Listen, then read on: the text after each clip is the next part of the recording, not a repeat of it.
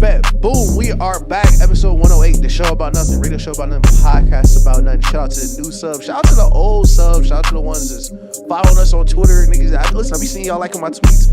We tweet about the show, stuff we want to add, stuff you want us to add. Let us know. Me and Daniel are constantly looking to add new stuff. You know, listen, check out the wall. You got something you want to add on the wall. You want to be on the wall. Listen, just let us know. Thank you for getting us over 500 subs. And we are back. Episode 108 to my left, of course. Owner, co-creator, co-writer, co-scheduler, everything we do Drock is in the building. What's happening, baby? What's happening? Solo Dolo in the crib today. You know how we feeling. Yes, ain't nothing to it. Ain't nothing to it. This is episode 108 of the show about nothing. And it's good to be back. Every episode is a blessing. You feel me? That's a fact. All right. So there's a few things. I'm going to give you full transparency as an audience. First off, please subscribe. Shout out to the women, especially the women of Atlanta. Always. We love you so much. Y'all are so beautiful. Every day I walk out the house and I'm just blessed to be around. Happy birthday, Meg. I'm sorry. I can't believe we forgot. I didn't mean to yell like that. But happy birthday to Megan Thee Stallion. I saw her post. I was like, I can't believe we didn't shout her out. Well, we're sorry. Yeah. And shout out to Paige Hurd and Royce O'Neal, by the way, as well. Yeah, shout out Paige Hurd, not Royce O'Neal, though. But what I was trying to say, Nigga earned a hater for life. you feel me? She was a lot of people's first crush, for real. She was for sure my first crush. But as we were planning this show, me and Ish have a secret idea for y'all, but I guess it's not a secret no more because I'm going to tell everybody that watches this. We're going to start a short series because me and Ish's dream is to release 2 episodes a week. Thanks. But a lot of gas, a lot of time, and we don't get paid for this yet. So we don't yet. But shout out to y'all. We want to start a mini series where we do like 20 to 25 minutes on one topic and just release it after like 2-3 days after the regular episode. So if you guys have a name for that new mini series, so we can number the episodes like we do the main episodes. That would be great if somebody could drop that in the comments or DM us on Twitter, Instagram, whatever. All of the socials are in the bio. So if you come up with a name before me and Ish, you'll get something. Yeah, we'll shout you out for sure. We'll start it there. You for sure gonna get a shout out. We'll start it out. Hell yeah.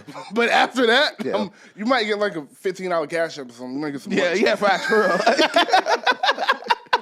But be a light lunch. Please, very light. Please like and subscribe because apparently they need more than $30 now. But please like, subscribe, and comment. We got a few quick hitters to start this show, and then we'll get into the bulk of it because somebody scored 50,000 fucking points, man. 50,000 NBA points, American points, American NBA points. That is just dumb as hell.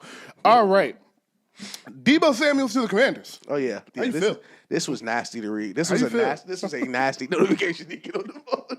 It was even nastier because listen, the algorithm right now. I was thinking about this on the drive home, on the way drive here, because my like Apple Music algorithm and Twitter algorithm and message algorithm all kind of work together. So like I like to tweet about a song, then it played in my autoplay like an hour later. Like it's all moving. So I got the Deebo update. And then I opened my Twitter, and the first thing I saw was Deebo say that he was playing at 225 last season. And then I was like, well, that feels like a lot. And then somebody was in the replies was like, started listing other receivers that played at 225. It was like Julio Jones and Mike Evans and Calvin Johnson. And I'm sitting here looking like, do you not see the correlation in these names? Like, that nigga is 6 foot. He's not 6'5", 225. Like, listen, when Josh Gordon got to the Patriots, there was this thing that Skip Bayless used to say, where he said he used to run like he had a piano on his back. And Deebo run like he got a piano on his back, bro. Like, I like it for Jaden Daniels. I like it for Jaden. Let somebody else run because I feel like at the first part of his career it was like I'm gonna be a wide receiver, kind of running back. I think he's all running back now. Like I don't think. Listen, they got Terry McLaurin. They have a number one.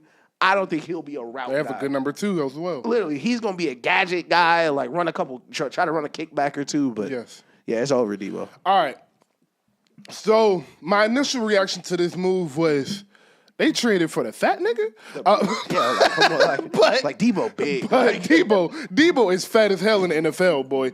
I don't know if y'all know that. Like regular people fat, no. Is he NFL fat? Hell yeah. Like, so that was spry for his size.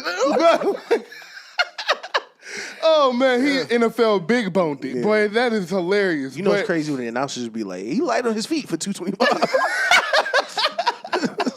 I guess. Like, oh, Deebo Samuel looking heavier this year. Facts. Yeah, no, they were like, well, he had to bulk up for RBs. Saquon don't look like that. Saquon don't look like that. Saquon 225 and that 225. Saquon bulk up is like raw chicken and eggs. Yeah. Deebo bulk up McDonald's, P.F. Chang's, Benihana. What they got out there in LA? That's the what's the chicken spot in LA? Heart House? Yeah. That's not what it is. No, it's not. I'm thinking, like, what's the Zaxby's with Canes? The Raising Canes. Nah, Heart House is crazy. My fault. That's funny as I hell. love Kevin Hart way too much. I should know Shout about out his Kevin vegan Hart, man. restaurant. But my thoughts on Deebo, for real. Yeah. I was at first very skeptical. Like, why would you do that? You could have got T. Higgins, et cetera, et cetera. Could have got DK. And now we know that. Got DK. But what I was thinking with the Commanders was Deebo's going to be the cheapest. Going to be the cheapest option. You're going to have to give T a nice little deal. Facts. You was going to have to pay DK a nice little chunk of change. Yeah. Deebo, because of his production, because of his weight, and because of the life of a receiver after 30, we don't have to pay you that much. Yeah. I like that. That's true. Secondly, I will cut Deebo some slack.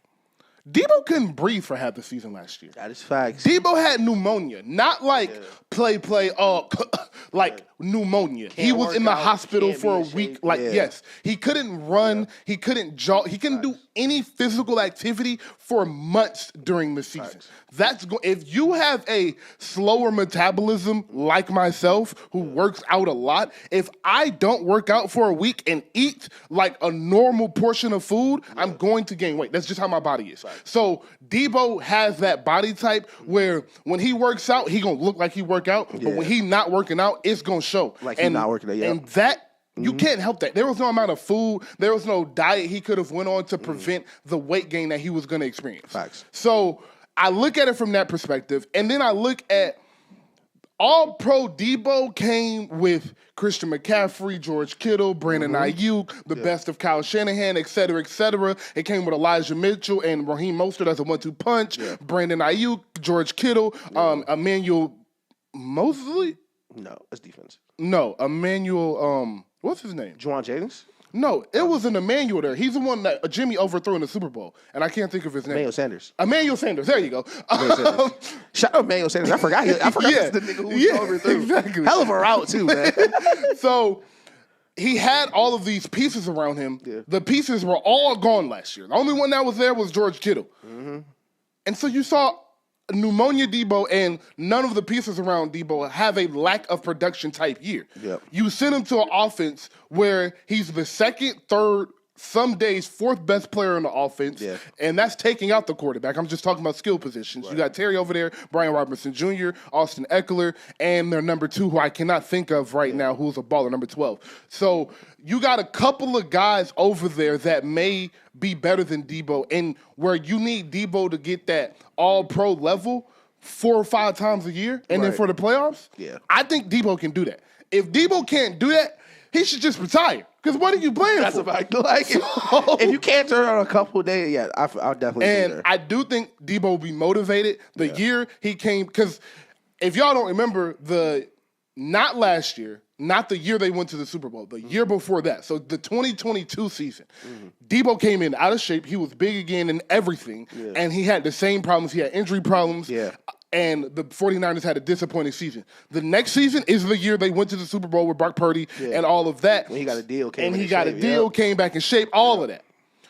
That being said, I do think this is a good move for the Commanders. I think Deebo will be ready to play. He will be in shape. And that being said, I expect a close to Pro Bowl level Deebo. He's not going to go for 1,000 yards. They need to use him exactly how Ish said, give him some tunnel screens, one dig, drag type route to get him yards after the catch, with essentially a clear out route, which is essentially another form of a screen, and some runs. He needs to touch the ball 7 to 10 times a game, in the playoffs 10 to 15 times a game. You're gonna have the Deebo you had in San Francisco. No, definitely. I think he will still be a factor in the RPO quick pass game too. Exactly. Just like getting the ball out to him like super quickly.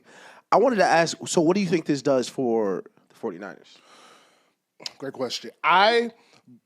like this move for the 49ers because I actually think they do have to pay Brock Purdy. Mm-hmm. In paying Brock Purdy, I do think you're going to need to keep Trent Williams. Mm-hmm. That's not a left tackle you can just replace. He needs to be a 49ers till he retires. Yeah. This helps him clear up the cap space to pay Trent Williams. And excuse me for forgetting, but one of the Fred Warner's, Hufanga, Tre'Davious Ward, one of the defensive stars have to get paid. I'm not sure which one, but one of them have to get paid. So they had so many people to pay. You got rid of your most tradable asset. That's actually an asset, not getting that you can actually give away. Exactly. Yeah. Okay. So I actually don't think this hurts the 49ers too much. Mm-hmm. What Brock Purdy went through last year is going to help him in the long run, having to see the life of the NFL without the Harlem Globetrotters and having to understand how to break down the defense with just his eyes and his mind. Yeah. That will make Brock Purdy a better quarterback. And look, bro, Brandon Ayuk, Juwan Jennings, George Kittle, and Christian McCaffrey is a hell of a positional group. That's true. So that's true, yeah. I think the 49ers will be fine. Yeah. How about you? I think it's over. I think it's completely over. Now that you say that, when I say fine, they're not winning a Super Bowl. That's over. Okay. I'm sorry. I kind of forgot because Mahomes wins all the time that the 49ers is who he kept beating. Yeah. Like the 49ers have been a great team. That's a fact. I am saying the 49ers will continue to be a 9 to 14 win team and be in the playoffs. I think that's that Super Bowl window. No, I don't think. I think the Super Bowl window's closed, and Brock Purdy better sign the deal as fast as possible because, like you said, we do got to keep Trent Williams. Trent Williams also 40, had an injury. George Kittle looked 40. Christian McCaffrey. We don't know when Christian McCaffrey legs will work. Like that system is not a forgiving running back system to play in. Mm-hmm. And it, make matters worse, it wasn't a system where they were giving him constant breaks. Exactly. Like he was really, really ran and took a lot of, punishment on his body. So I think the future is a bit murky for the 49ers just because I think you're not sure what the team will look like. Ayuk coming off an injury, Juwan Jennings now has to be number two. Like Christian McCaffrey, you don't know what Christian McCaffrey's going to be. George Kittle, you don't know what George Kittle's going to be. So I think they're going to rely on their defense. I think, like you said, they're going to be a playoff team, but I think that Super Bowl caliber team they once were, I think that window is closed. I will give a silver lining in this for the 49ers fans watching. Shout out to y'all. Subscribe. Facts. I'm only talking to Tyrone. But the good news is I think your Super Bowl window is closed because of the mental stress, essentially, y'all went through with all of the losses. Mm-hmm. But the NFC doesn't have any superheroes. Now, Jalen is creeping into that category, and Jaden is creeping into that category. Yeah. But they're not. When I say Jalen Hurts and Jaden Daniels, you don't get Lamar Jackson, Patrick Mahomes, Burrow field yet. Yet. I agree, but it's crazy. I'm going to do the same. So I say that to say all hope is not lost. Right. If the 49ers ended up in the Super Bowl in the next 2 to 3 years, I wouldn't be sitting on this couch just so shocked. Listen, I think the time of the non-superhero QB is coming to an end, just league-wide. I think league-wide it's coming to a time where either you're going to have a superstar or a QB that can do multiple things, or you just won't compete. So I think the window for them to build the 49ers method or the Lions method, as we'll call it now, just a giant roster, is going to be a lot harder because the salary cap keeps going up. So now these teams with superstar quarterbacks, like the Eagles, superstar players, have superstars around them too. So I think it's going to be a lot harder for them to compete. And man, listen, it's not that many superstars, but Jaden Daniels, Jalen Hurts, and listen, I'm going to drink the Kool-Aid again. Ben Johnson is in Chicago. And that's still Caleb. That is still Roma Dunze, DJ Moore. I'm not going to say Keenan Allen, but Jordan Love. If he comes and reaches the potential we saw in that playoff run and at times last year, same issue there. So the superheroes are coming in NFC. Listen, we can say that. Penix.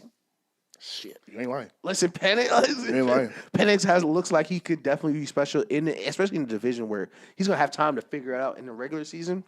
I think it's gonna be hard for the 49ers to get over that hump moving forward.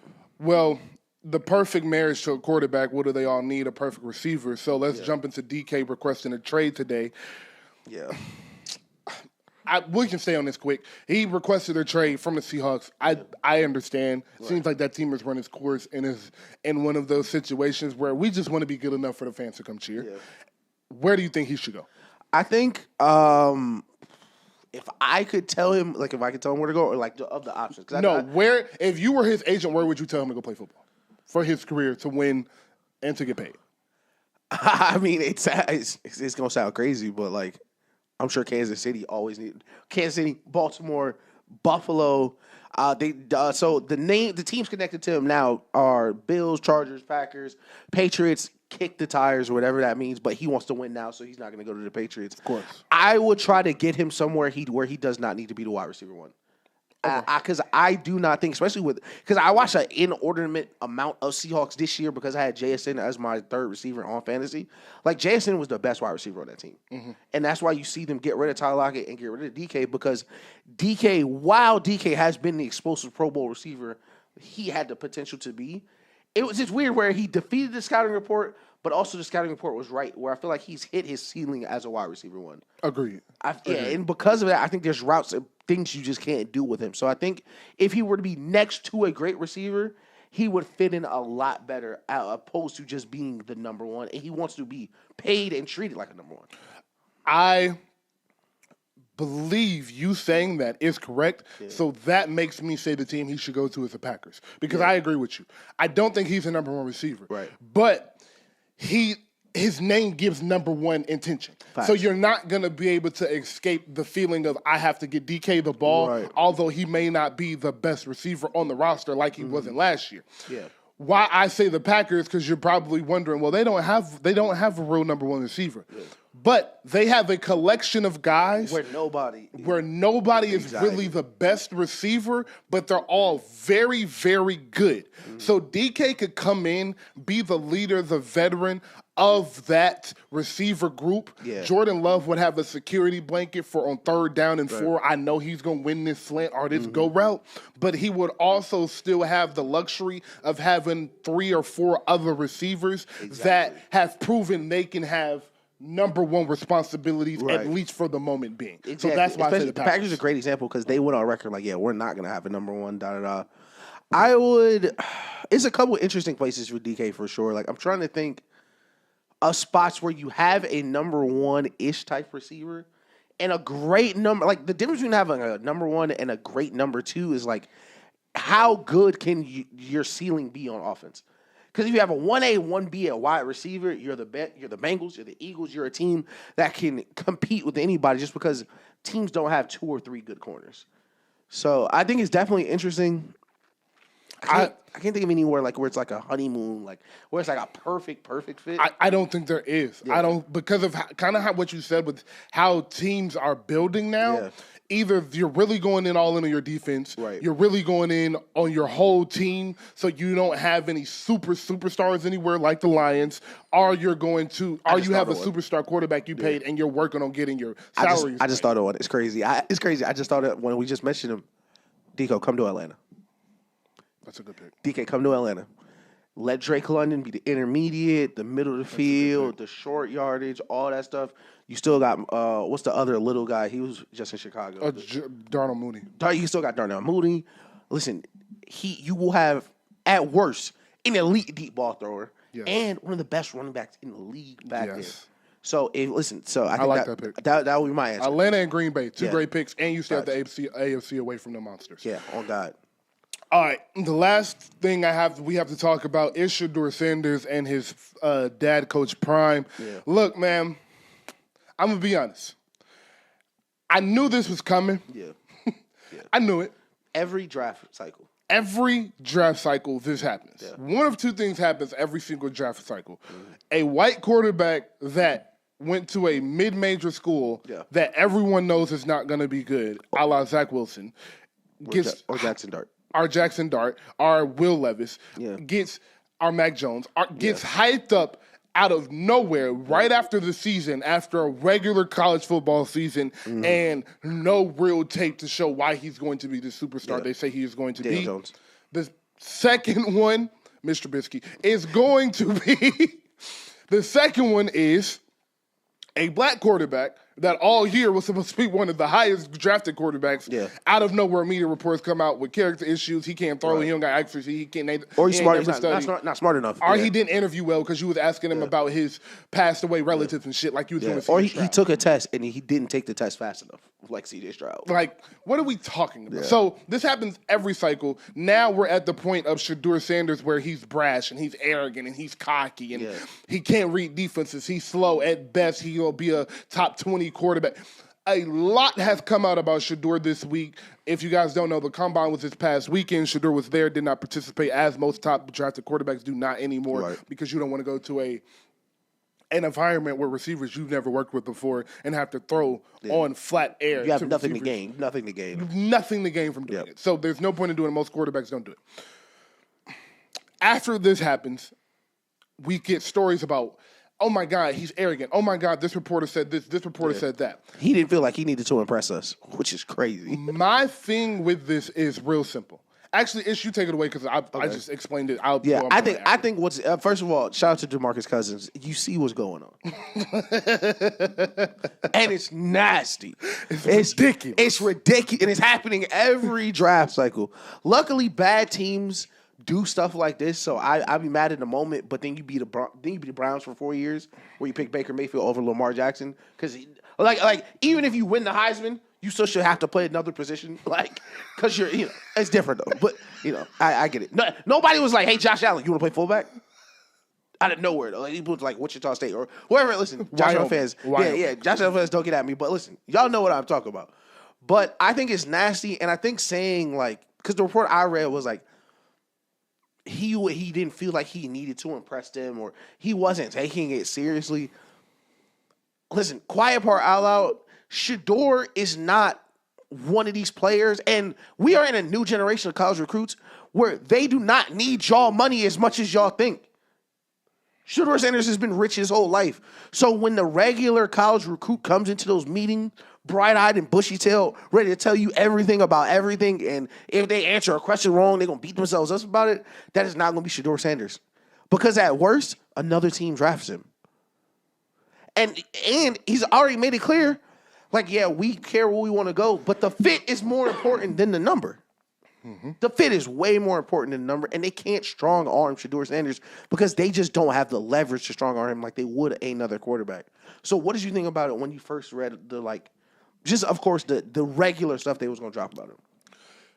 I want to start this off with a prediction that's going to a report that will come out after the draft.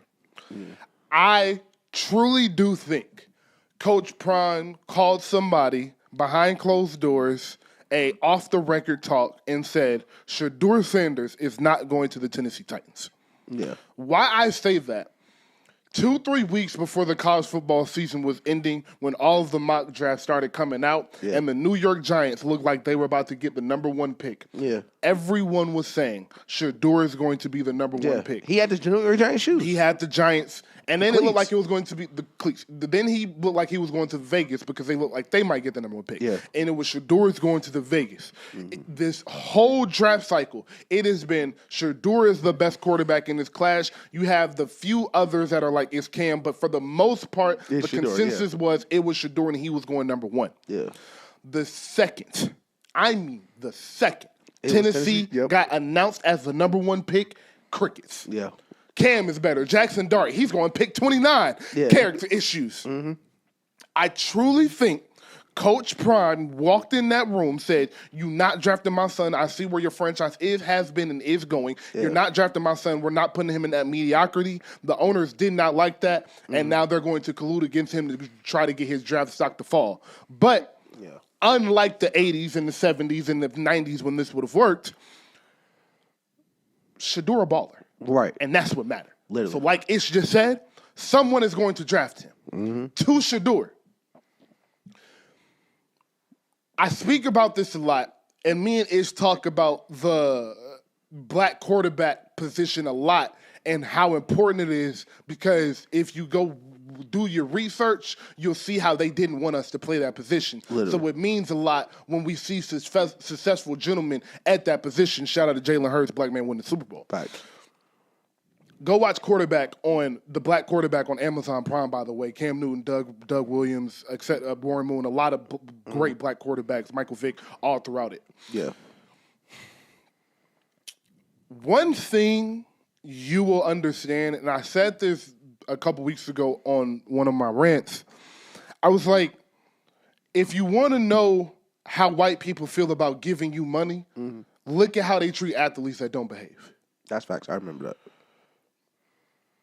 What white people don't like in these situations is when you come with. Yeah. Because they want to feel like they're giving you something you've never had before. Right. There's nothing you're about to show Shedeur that he hasn't seen before. Exactly. I remember Rich Eisen was talking during the draft, and he was like, I remember when Shedeur was coming up on NFL Network. Yeah. Where do you think Shedeur hasn't been? Right. What rooms do you think Shedeur hasn't walked in? Especially football-wise. So when you walk in these rooms and you're the most confident in the room and you're the youngest, that rubs people the wrong way. Mm-hmm. When you walk in rooms and you're the most sure of yourself, that rubs people the wrong way, especially when you're a 20-year-old black man with jewelry on. Yeah. Everything they're speaking on about Shedeur is an internal issue these reporters are having with themselves. There is nothing Shedeur has done Shedeur has done wrong. Let me give you some information, y'all, about athletes, about any athlete that exists on this planet, from the best cricket player in the world to LeBron James. Facts. They're arrogant. Yeah. You don't become a professional athlete without being arrogant. Literally. You don't become that good at something without being arrogant, without having a sense of cockiness and a sense of confidence about you that rubs people the wrong way because you're doing shit most humans never fathom of doing. Yep.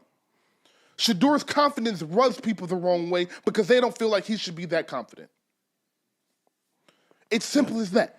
Shedeur's confidence, his slight arrogance, and his secureness in himself makes people nervous, makes these owners uncomfortable, makes these GMs uncomfortable. So you're going to continue to see stories about him come out throughout this draft process about his character. But when you go listen to the reporters around him, when you go ask his offensive coordinator, and when you go listen to the people that have no vendetta against him, and if you would just do the simple thing and go listen to him speak, he has plenty of interviews, plenty. He has a podcast, plenty of media outlets where he is speaking. You can see the kid knows he needs to get better. You can see the kid is humble. You can see the kid knows what it takes to be great. You can see the kid knows he's not great but wants to be. You can see all of that. But you would choose to write these brash stories because on the surface level, all the white person that wants to believe is going to see is the jewelry and the smile and the laughing and the clips y'all post with the arm up and the jewelry and all of that, which they think is ignorant, but that's just who we are. Right. So that's the issue with Shedeur, is that these men got issues with themselves.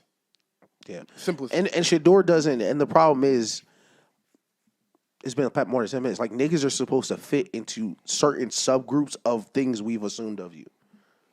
So if you look like a certain type, if you look like that stereotype, I have to believe everything else is accurate about you, because what the problem is, and I don't want to say the problem is, the disconnect is the average American, the average white guy, everyday person doesn't come in contact with many black people. And I think that's what people, especially black people, don't understand, is because we are always by each other. All the places where black people are, it's a million of us. Like, it's rare you find a pocket of black people outside of, like the major cities, New York, Atlanta, Chicago, Texas, like where we are. For the for the guy who was in Illinois, Chicago, but outside of the big city, he's not interacting with these type of people daily. So all he knows is what he's seeing on TV, what he sees in the media. And he just realizes okay, he fits into this category.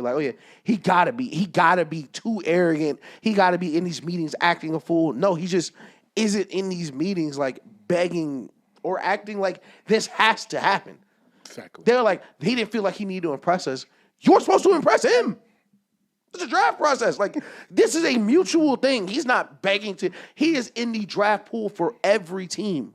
Why is it not on you to want him to come here? I just don't understand that. It is so frustrating. Super frustrating. Completely agree. Shout out to Shador. We are expecting you to see great things. Facts. I want him to go to the Jets. I'm not going to lie. I see him the Jets at 7. The reason I say that is you can draft the offensive lineman. You get 1 or 2 offensive linemen. That's cleaned up. You already have the skill position groups. You have a running back, which is very important for rookie quarterbacks, and you have a great defense. If they get Shador, the Jets are contenders. And let me slow down. They are playoff contenders. You're not wrong. They are playoff. Rookie quarterbacks been doing. You're not wrong. You are not wrong. I like the Jets a lot. I like the Jets. I'm picking the Jets to get to the playoffs if they draft Shador Sanders, which is going to be very funny for Aaron Rodgers. Wow. But this will be my message to Shador, because of course we don't know what's going on behind the scenes or where you want to go or if you're trying to push yourself anyway. The farther you drop, I think the chances of your career being exceptional increase, because maybe the 49ers don't want to play Brock Purdy, or maybe Jamie McCarthy isn't healthy, or one of them teams drafting 30 to 37 with a loaded roster really need a QB at this point. So I think getting drafted first normally is important because you get on that rookie pay scale, you the first pick, you get that bonus. You don't have to worry about that. Not at all. So focus on fit. Yeah. You feel me? All right. We got to get to it, man. The beautiful game. The beautiful game. Yeah. The artful game. As Bron said, put on some music and watch basketball. They're going to look like they dance. That's a fact. You feel me? That's a fact. LeBron James. Go James. LeBron James. Go James. The King. His airness. Let's just hit on the nicknames today. His airness.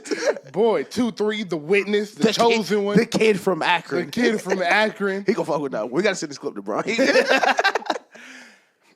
Hey, man. Bron. Yeah, clap it up. Clap it up, Bron. 50,000 points, bro. 50K. I'm going to start this off with a little funny fact I did some research on today just for fun. Yeah. LeBron could have scored 100 points in every single regular season game for 6 years, and he still wouldn't have 50,000 Jesus Christ. points. For 6 years and 82 games, he could score 100 points, and he still wouldn't have 50,000. That's how many 50,000 points is. Bro, 50,000? Like, 50,000. I feel like he just hit 40. 50,000, He scored 10K in like a month. Man, I want to say this, and I just want to start off, with this, and this is really all I have on it, because we talk about Bron a lot. Me and Ish have been doing this show for 6 years. We have done plethora of topics on LeBron and his greatness. We guessed if Bronny was going to be in the league. We used to be dead ass. That's crazy as fuck to say. That is insane. We were doing this show like, I wonder if Bron and Bronny gonna play together. I was like, yeah, maybe. Like, I mean, it's still good. Like, that's crazy. But greatness is so beautiful to witness. Yeah. As a Bron hater, let me add former. I'm proud to be. As a reformed, former Bron hater, I love to see Bron win. Yeah. After I told you, the moment was the 2016 finals. After he won that, I was over it. It was nothing to hate on no more. He got it. I've been a ginormous fan of Bron. I can rank my favorite players. He is number 4 after Steph, Kyrie, and KD. That's fair. And him and KD kind of tied. Yeah. LeBron is so good at basketball, bro. Like, nothing I say is really that serious. He's just so good at basketball. Yeah. It doesn't make sense. His 50K bucket was all cash, too. Stepped right into that motherfucker. Cash. It's crazy. I was watching the game live. I literally just got the game on. I couldn't figure out what a nigga was screaming. Like, Luka just threw the pass over. Bro, he said, bang, bro, again. I'm like, and he said 50,002. I was like, oh, okay, that makes sense. But really, all I want to say about this is, I know it is lucrative. I understand it's fun, and it gets your emotions going. Yep. But the GOAT debate is over. I want to stop having this debate. Okay. Michael Jordan and LeBron James. Stop it. Okay. There's no right answer.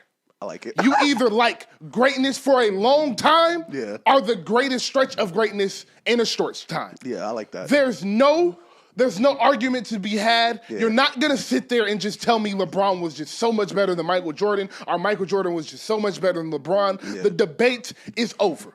Yeah. It's a tie, okay? Okay? Can we just be okay with that? It's a fucking tie. They're both the greatest of all time. They're both the GOATs. 50,000 points is asinine. 50,000 points is crazy. But Michael Jordan won 6 championships, 3-peated twice, and has 10 scoring titles.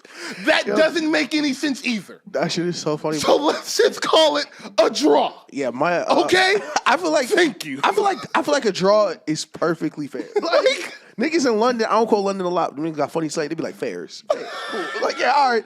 I feel like that is my thing. Wherever you come down on the GOAT debate, whether it's Bron, whether it's MJ, whether it's Kobe. I feel like as long as we're in this little range right here, I'll listen to the argument and it's just preference.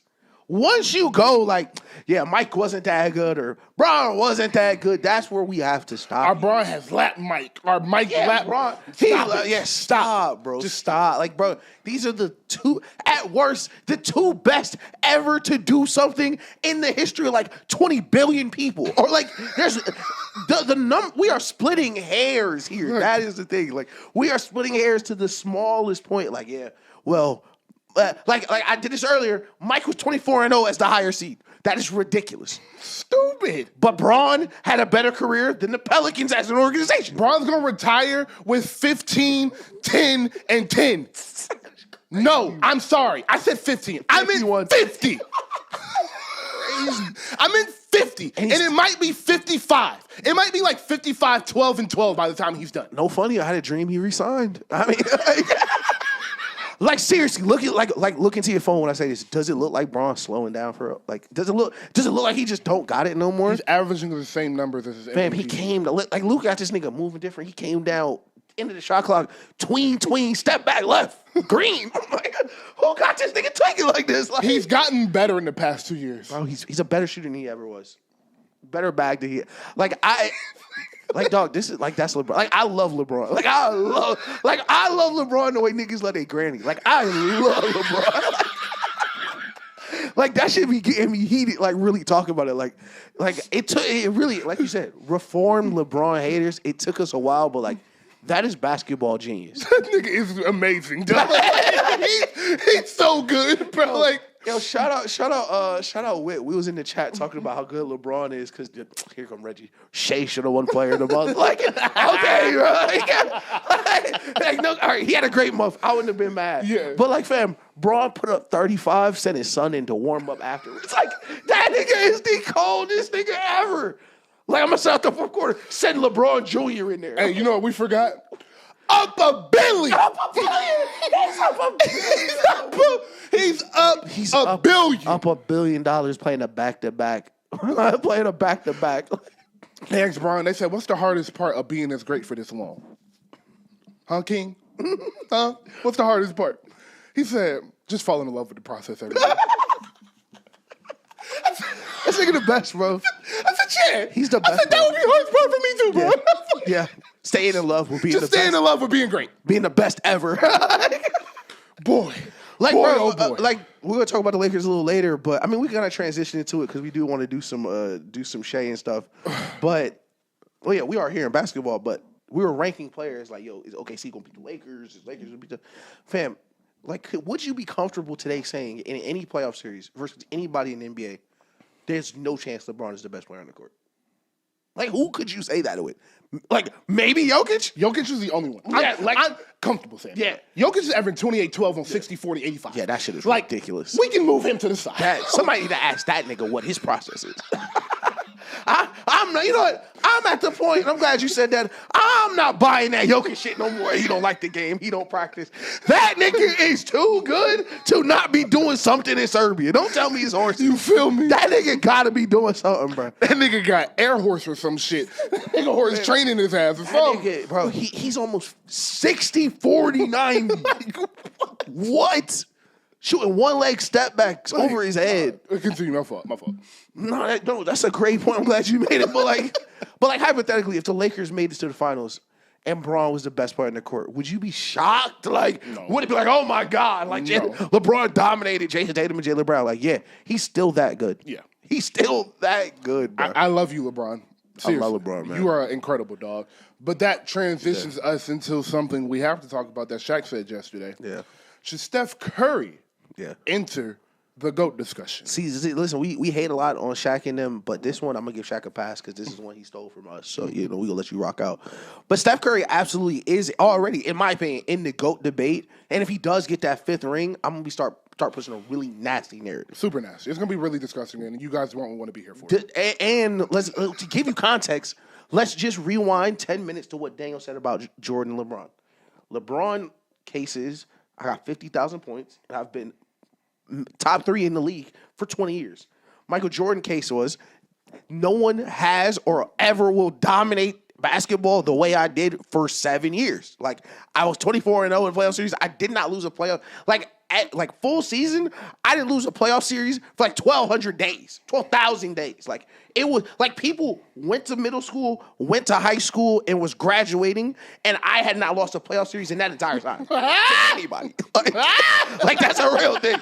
Like, that is Michael Jordan GOAT debate, and Steph Curry GOAT debate is, I am the only person to fundamentally change basketball forever. Forever. Steph Curry, when we are old, wrinkled, and tired, niggas will be jacking threes in the NBA. Steph Curry is the only person that changed basketball the entire world. Like LeBron, like that's why the influential case is so funny, because LeBron changed the NBA. Steph Curry changed the way they play basketball in China. Changed the way they play basketball everywhere they play basketball. You go to your nephew basketball game, they can't reach the rim. They can't get the ball to the rim. They're shooting threes. And the last thing is, the game is about buckets. Yeah. And I'm the best shooter ever.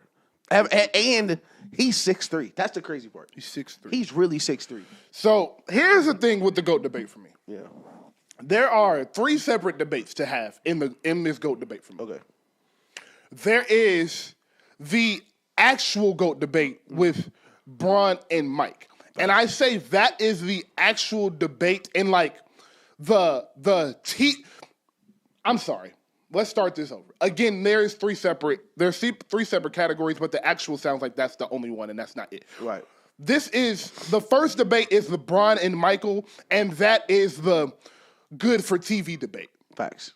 Because you don't have to get into too many intricacies. Yeah. You don't have to dive too hard into the eye test. You can just pull numbers and shout numbers. And even if you don't know the GOAT debate, you can be like, Michael Jordan got 6 rings. Exactly. Yeah. Exactly what I'm saying. I've heard that shit before. Like, even if you don't argue debate. The second debate is, all right, we actually have to talk about how good they were on the basketball court. Right.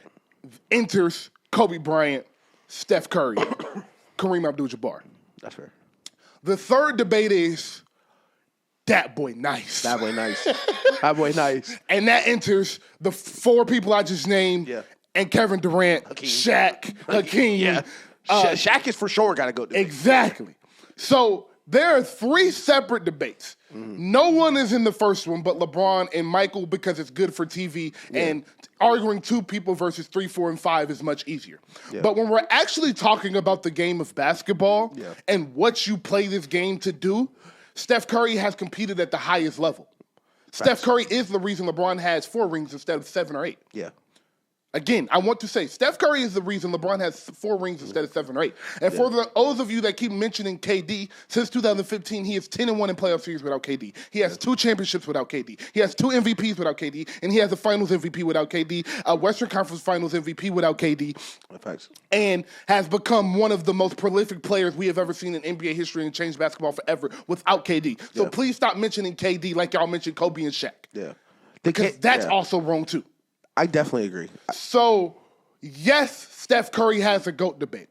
Because for me, all you have to do for the GOAT debate, which is why the GOAT debate for me, talk to me about Kobe. Talk to me about Mike. Talk to me about Bron, Steph, KD, and Shaq. Talk to me about all of them. Why? Because there have been moments for all of them where I have been like, that's the best basketball player I've ever seen. Yeah. Yeah. That's all it takes for me. There have been moments where it's like, and not a day. I'm talking about a consistent stretch. Kobe for the 3 years looked like the best basketball player we have ever seen. That's the three straight championships back to back. Shaq for the 3-peat, best basketball player we've ever seen. Yep. Mike for 6 years, best basketball player we've ever seen. Yep. Bron in the 9 straight finals, best we've ever seen. Steph from 2015 to 2022. In moments where it's like, that's the best I've ever seen. KD in OKC, early go to state. Dog, I don't know if basketball gets easier for a player. Yeah. So it's moments that look like, oh, he's the greatest I've ever seen. Yeah. And if you have moments like that, which Steph does, you're in the GOAT debate. And my thing is, if you don't have Steph in the GOAT debate, don't call him LeBron's rival. Because if LeBron's the best basketball player ever, and that's his rival, and his prime started in 2015, and he hawked LeBron by 2022, don't tell me he's not in the GOAT debate. Because LeBron, this is no longer the LeBron era. This is the LeBron-Steph era. They share that.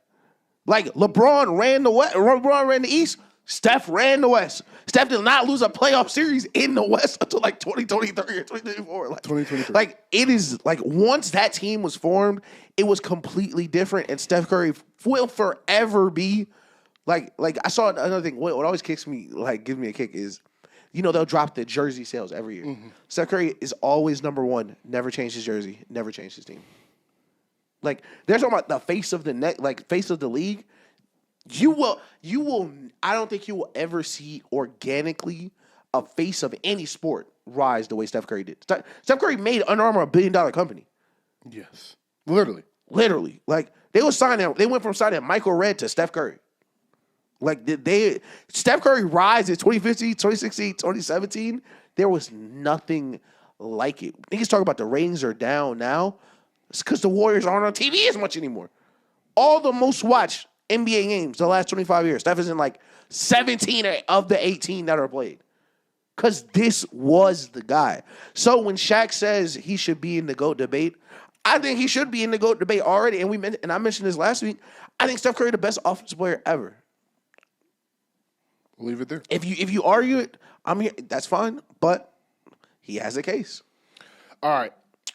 Let's get somber for a little bit, change our energy. Yeah. We just want to pray for Kyrie, bro. We love Kyrie. Oh, my heart. I just told y'all he was my second favorite player. That shit tore me to pieces I when was I asleep saw when that. it happened, and it woke me up. It really broke my heart. I felt a disturbance in the universe. Like, something is wrong. Like, Kyrie, we love you. You were dominating, balling. I was so excited to see AD, Kyrie, and Clay on the Mavs this postseason. Yeah. I thought they could really make some noise in that playoff series, but the 2-7 with Lakers and Mavericks was going to be great. Yeah. So prayers to Kyrie, wishing you a speedy recovery. This just hurts because he was about to get one more max, set his family up already even more, and he's 32, a small guard coming off a torn ACL. He'll get paid because his name, but he won't get what he was supposed to get. And who knows if he'll even be on the Dallas Mavericks next season. I don't think he will be. Of their situation. Yeah, so I don't think he will be. I think his reaction on the court was telling that I think he knows he won't be on the Mavericks anymore. Like, he was, like, you can tell he was, of course, I mean, going through an injury like that like in that stage of Kyrie's career, like, I understand how that was emotional, but he was very emotional just at the free throw line. I feel like he knows this. I think Dallas was probably, I don't want to say his favorite stop, but I feel like Dallas was the most important stop of Kyrie's career outside of being on the Cavs. I think it gave him an opportunity to grow into himself, rebuild himself, and really return to what he loved. Because it was a long time, Kyrie did not like playing basketball. And you can tell. And you can tell. And I think, especially for someone like Kyrie, for him to lose that joy from the way he was treated by the media, things like that, I think that is one of the saddest things for a favorite player of mine has ever went through. And seeing him completely redeem that in Dallas, come into Dallas, step up as a number two, someone who was, destroyed in the media as a bad locker room guy, can't fit in with others, didn't want to be second to LeBron. And for him to be the complete opposite of that, a leader in the locker room, a great number two, a brother to Luka. Him and Luka are still close to this day. So it was, man, it hurt because we love Kyrie. And shout out to Mark Cuban and Luka for the relationship they built with him and making sure that image of him got changed because that was a conscious thing Mark Cuban said he was trying to do when he signed him. So shout out to him.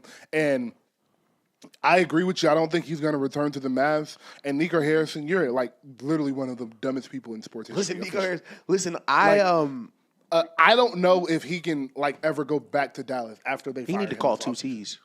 Whoever protecting Kendrick need to protect Nico Harrison. He need 24/7 protection, and I would never listen. Let's be clear. We would never do anything to harm Nico Harrison, and we do not want anyone to harm Nico Harrison. Ever. But at the same time, you know what you did, fam. You know what you did, fam. You might have cursed that city. Like, you might have legit cursed that city, bro. Let the Lakers win the championship this year. Fam, that's the best team in the league right now. Let the Lakers get the championship. Let the Lakers win the championship this year.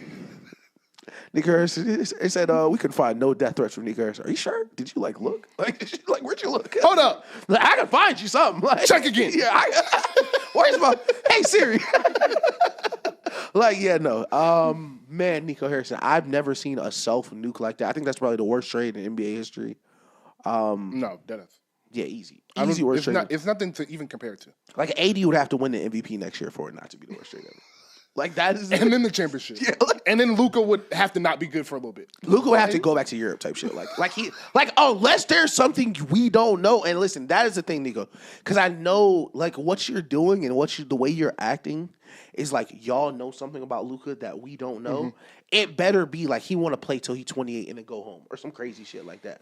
Because if Luka is going to continue... Play till he's 28. Bro, they call it... First of all, the rebrand Luka got just stepping into the Lakers uniform. They call that nigga the Prince now.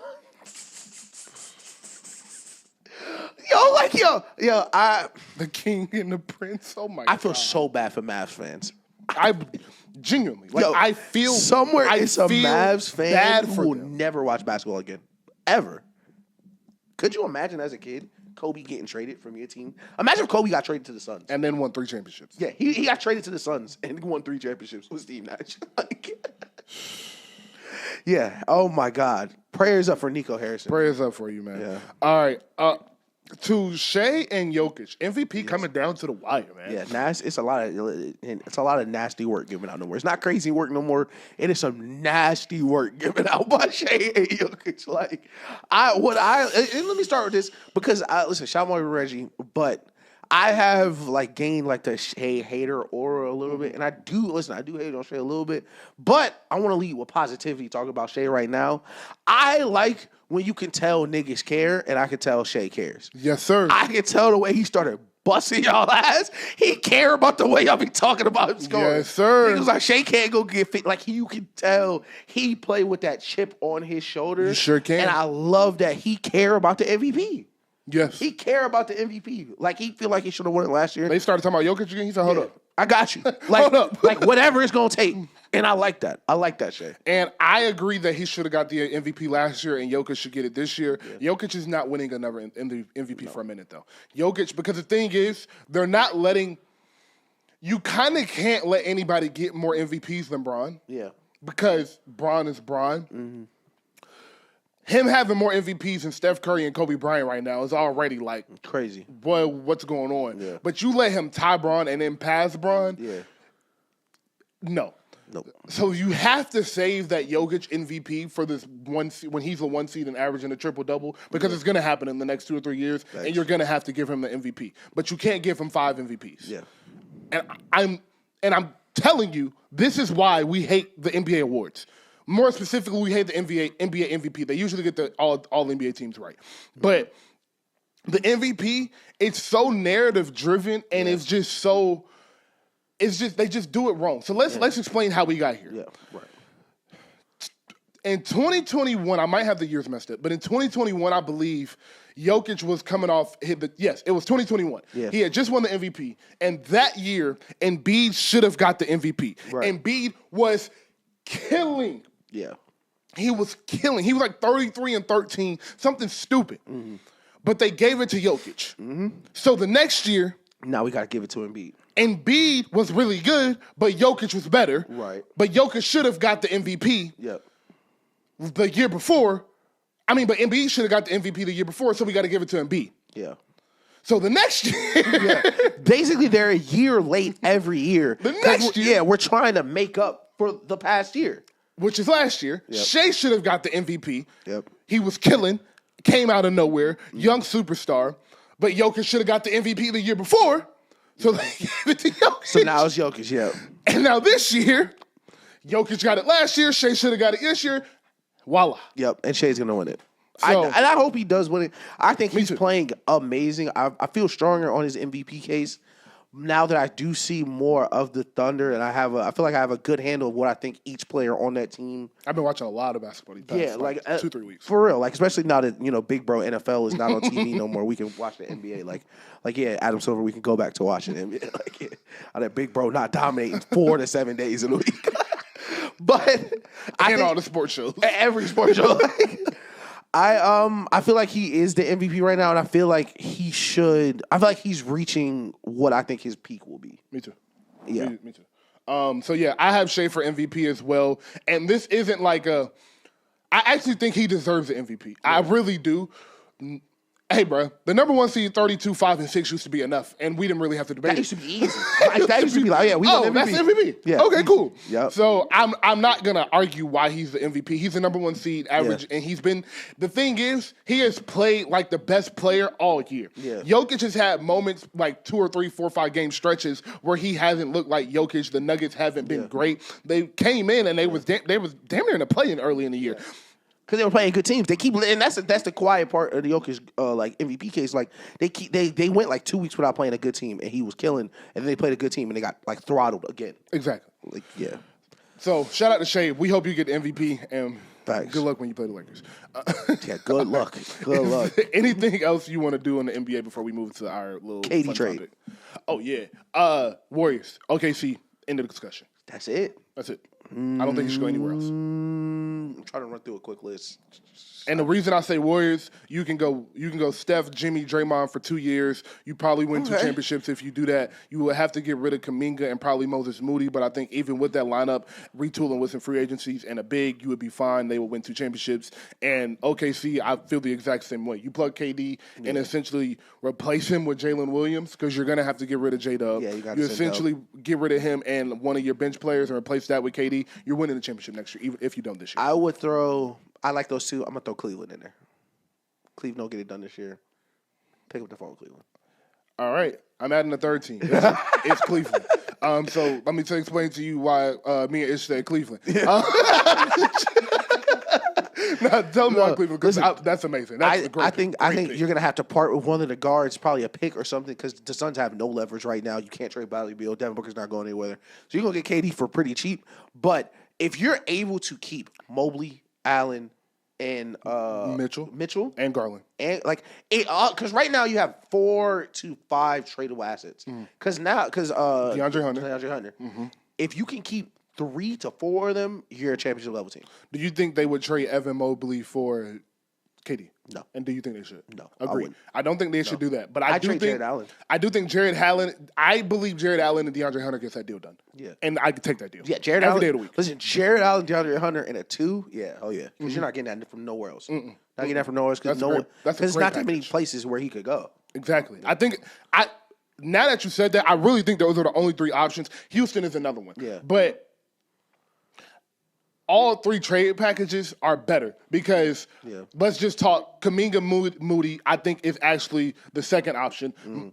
Jared Allen and DeAndre Hunter for the fit of Phoenix would probably be the best option you can get, plus a pick. We're assuming the draft pick is in all of these. And then J-Dub and we'll say like Carson Wallace or something. I think that's the third best. But if we add Houston into that, what you're getting, Jabari Smith and a pick. Maybe Jabari. Like...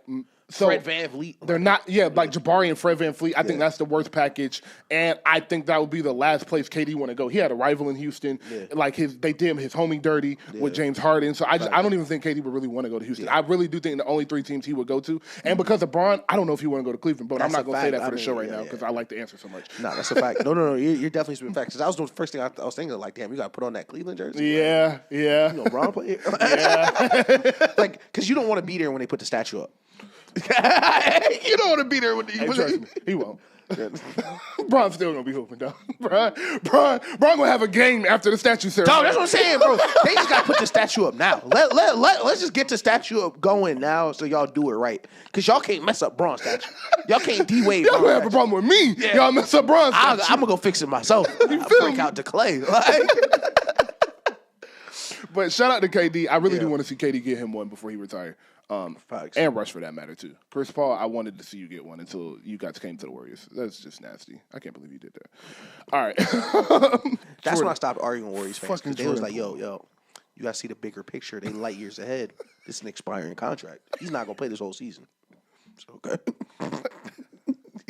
That's what he did. He played every fucking it felt like he played 83 games. It felt like he played 84 straight regular season games. He played the preseason. I hate my life. I hate it. All right. Let's get into it, man. Jesus, it's some fucking songs on this. Boy. All right, me and Ish have a fun topic. So in this podcasting space, after Drake and Kendrick are done being the biggest and best rappers in the world, you got to figure out how to talk about hip-hop, right? That's a fact. And when albums aren't dropping because the streets is dry because everybody's scared, you got to figure out how to talk about music, right? Mm-hmm. So me and Ish came up with the genius idea, extending from the verses tree. You know what would be crazy? In Era's verses. In Era's verses. Yeah. And let me cut it in here. I do want to say this, and I don't. You know what? I will publicly put the challenge out there. We were the first platform to seriously start doing the verses. Yes. I have the playlist from 2016, 2017, where I did the Swiss Pharrell versus 20 battle, song by song. We were one of the first people to take this concept seriously. And it was so crazy is we were doing it before COVID, so this was before verses was like a thing. We did a verses on Instagram Live, a Lil Wayne and Kanye West verses on Instagram Live in 2018. Yeah. I'm telling you we did this because it was before Instagram took you off before your music. That's a fact. That's how long ago we did the whole verses. That shit was crazy. Yes. Yeah. What Lil Wayne song lost? It was a Lil Wayne song lost. No, you're talking about the second one. That was Hustler Music. When and I was ready to break something.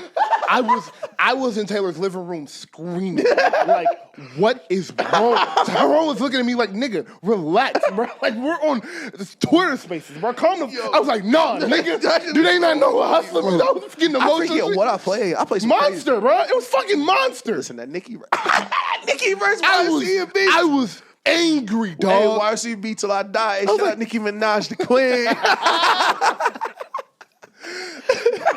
But it's just completely correct. Yeah. We started this versus shit. Yeah. We'll never get the credit we deserve. But that's okay. Yeah. The greats don't need the credit. And y'all did it wrong. That's why I had to say that. Because y'all ruined the idea.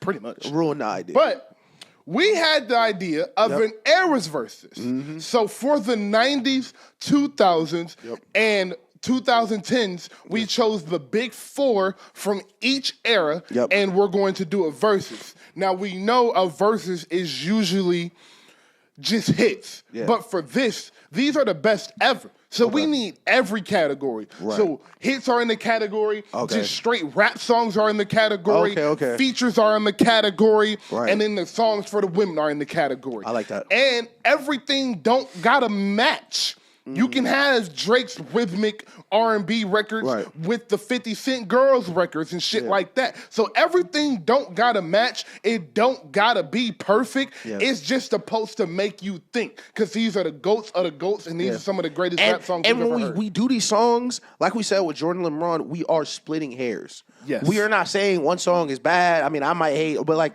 these are all the best artists of like the history of this art. Let me go ahead and preface for me. All of my answers are yes. Okay. I'm gonna pick because I got to, but all my answers are yes. And okay, let's do this now. The criteria, like we said, it's not just like I know you guys listen. You hear verses, and this is why I say they do this wrong. Is you hear the word? Oh yeah, we're gonna do a verses of 20, and niggas go pull up the Billboard numbers. Well, this guy has 21 Billboard hits. Like Drake got 1 million Billboard hits. It's a lot of songs that will not be played from Drake in this verses from those hits lists. No. And there are songs that are not as big as hits that will be played because that is not the end all be all. Ask the Locks, Styles, people. They was, we got all the hits, got up there and got smoked. Mm-hmm. It is different than just what song charted the most this week on this radio play. So exactly. Definitely. All right. So the artists. Yeah. For the 90s, we have, drum roll, please. Of course, you know we got Hove. Yes, sir. Also, one more thing. everything you did in your career is in this verses. Hove's whole career is in this verses. It's like it's a not draft just 90s class. It's like a draft it's your class. draft class. Oh, Exactly. that's tough. So that's why Okay, Hove is in the okay, 90s, by the I way, like for that. you people. Steve got real mad at me about it in the chat. Nah, Steve will be heated. That's a young man to be. He get to it. 90s.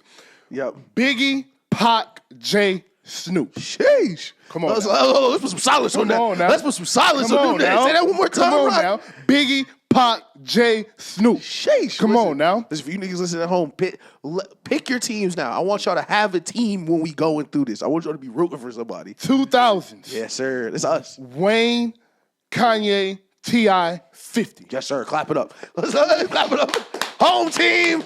Home team. Home Hey, team. I want to say, for those of you in Atlanta that are looking at like, why the fuck isn't Jeezy on this list? Yeah. It's because T.I. is there first. That's the only reason. Caught you there. Didn't want to. I was trying to change coats. Feel me? 2010s. Yep. Drake, Kenny, Cole, Future. I like it. Whew. I like it. We gotta really do this. We gotta get somebody in here from the old head generation, like old. We gotta get Nelson. No, Reggie. Reggie was talking about Nas. We gotta get Nas in here and do the 90s. Like bet. We can get a Barry old ass in here. Nah, Barry will go crazy. Barry old as shit. But Barry just can't go against Drake. Oh fuck, I forgot. Never mind, Barry. Love you. All right. So let's get this started. Yep.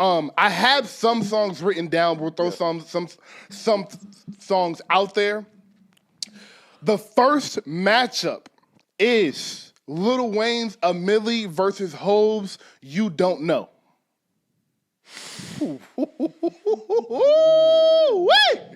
So obviously I'm going with the Milli. Yeah. Because that's Lil Wayne. But I get if you don't agree with me. I really do. Let's do this. Because I think what we should do, we should do it and then have the winner do the 2010s. Like kind of like a bracket thing. Right? So let's do a quick 5 of these first 5 sets you got, and then we'll do another quick 5. Just like to get them in the line. Okay, bet. Yeah. All right. A Milli versus You Don't Know. Yeah. Can't Tell Me Nothing versus Dirt Off Your Shoulders. Jesus. Juicy versus Hustler Music. Yep. PSA versus Through the Wire. Damn. And Power versus Lord Knows. Jesus Christ. I'm definitely going a Milli off the first one. All right. A Milli versus You Don't Know. Me and Ish versus both went a Milli. Yeah. Can't Tell Me Nothing versus Dirt Off Your Shoulders. I'm going Can't Tell Me Nothing. I'm going Dirt Off Your Shoulders, but not very happy about it. Not very happy about it. You are not going to like this one. Juicy versus Hustler Music. I got to stand up for the New York niggas right here.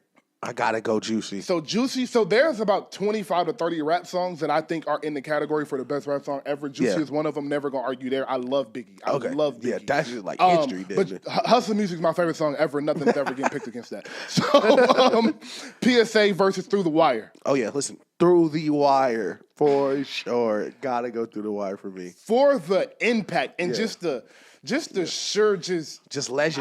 The legend of the story. Yeah, I have to go Through the Wire. I understand what PSA is to New York. For you young niggas that don't know what Through the Wire is, bro, fam, Kanye got in a car accident, wire shut. Just had to rap. I can't wait. I can't wait for this shit to be fixed. Like Hove is 0 for 2. We are getting cussed out in New York. And then the last one, Power versus Lord Knows. Oh, Power. Gotta go Power. I am going Lord Knows. Power is the most impactful hit record, but I think Lord Knows is one of Drake's best rapping performances. I definitely agree. The way he set up Ross on the beat switch is just chef kiss. I love it. I definitely love it. Now to the second set for sure. All right. In the Club versus One Dance. Let's just put some air on that. Come on, man. Let's just put the air on that. Come on, man. I gotta go. Listen, we gotta show New York niggas some love right now. I gotta go 50. I'm going 50. I think In the Club might be the craziest song ever. Like, I think In the Club might be the best rap hit ever. It's crazy. We saw In the Club live. Yeah, dog. Like still go. I think it has an argument for the best rap hit ever. Yeah. Rap song that is a hit. I think it got the best for best ever. That's how good that song is. And then we got, I'm going to go to the one on the right. Okay. T.I. first appearance Top Back versus No Role Models. Nelson, you're not gonna like this one. Because we're not doing margin of victory, but Cole just got smoked. Hey, man, we don't even need to hear you play No Role Models. Yeah, rest first. Once the drums come on for Top Back, that shit over with. That shit is over with. Now, this is, well, we saw the 50 song earlier. My first thought was, I know it's here somewhere. And this is a crazy combo. Because this is also his first appearance. Hit 'em Up versus Many Men. Woo-wee. Listen, Hit 'em Up versus Many Men. Woo-wee. I'm going to hit him up just because of the legend. That's why I fucked your bitch, you fat motherfucker. Like just the sheer arrogance. Just the TikTok alone is like one of the funniest shit ever. She's like, oh my, is he? Should we keep singing? I hit him up. I gotta go Many Man, bro. I'm not mad at you. I think impact wise, this is crazy. We talking about 50. Like, I think Many Man was like the coolest shit I ever heard when I first heard it. To this day, like, I get it. Many Man is crazy, bro. It's insane. Hip hop history for real. Because he got hit like I got hit. But He fucking breathing. Oh my God. And of course, this would be the 1, 2. Okay, this is the fourth one. Okay, we got 2 more. So this is his second appearance. This is tough. This is a nasty matchup. Hail Mary, Tupac Shakur, or All Right, Kendrick Lamar. That's a tough one. That's a good one right there. I'm gonna go Hail Mary. I'm going Hail Mary too, bro. I'm gonna go Shout Hail out to Mary. K-Dot. That's Yeah. a hard song to Shout beat. out to K-Dot, But yeah. I really gotta go Hail Mary with this one. Gotta go Hail Mary. And then next one, oh my God, shout out Steve-O. He not gonna like this one at all. March Madness. Future, it's actually March. I just realized it's March. Hello. Future Hendrix March Madness or Her Loss 24s, Drake and 21. No, that is T.I. Oh, okay. Okay, thank God. I was reading that shit like, damn, No, 24s. that is T.I. I was like, damn, this nigga Drake just got smoked. Like, No. Yeah. That's a lot better. Hold on, let me look. T.I. 24s or Future March Madness. Couple Atlanta hits. I'm going T.I. 24s. There's not many songs I'm picking over 24s. That's a hit record of hit records. That's one of the best beats ever. Dog. I'm going March Madness. Because Chris Brown didn't do a black flip to 24s. All right, you got me, twin. You got me. All right, but we got it's some definitely some crazy hitters left. Best I ever had or Heartless? All right. Is this a clean best I ever had? This is the clean version? Yeah. You know I favor the clean. I ain't gonna lie. I am going best I ever had.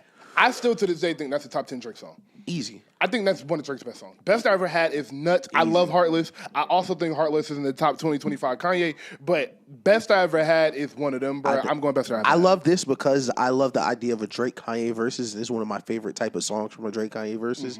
And I'm gonna go Kanye, and I do agree with you. And this is why verses are so funny. I'm gonna give the nod to Kanye because I think Heartless is probably my favorite music video ever. Good pick. I like that reason. 95 South. J. Cole, intro on the offseason. Okay. Versus The Mob, intro on the Carter 2. Jesus Christ, that shit just got ugly. Oh my God. I'm sorry, J. Cole. I'm sorry. Listen, we're gonna do this again. I'm telling you, we should do 3 rappers and a producer. Because J. Cole keep getting knocked. Like J. Cole, this is not a fair fight. Like Carter 2, The Mob? I'm sorry. I didn't know what else to pick, J. Cole. I swear to God, I tried. Listen, to his credit, Love Yours is not on here. So, I mean, he did the best he Love can. Yours versus How to Love. You still lose. I love smoking that shit. I'd hate smoking that shit. With T-Pain, I'd hate smoking that. I ain't gonna lie. This is one of Wayne's craziest songs, too. It is. I love Niggas, I don't even care if he beats you. Don't hit my phone. Damn. Like, you don't even want to help. Like. All right. What we got next? What you got next? Hypnotize versus All Falls Down. Jesus.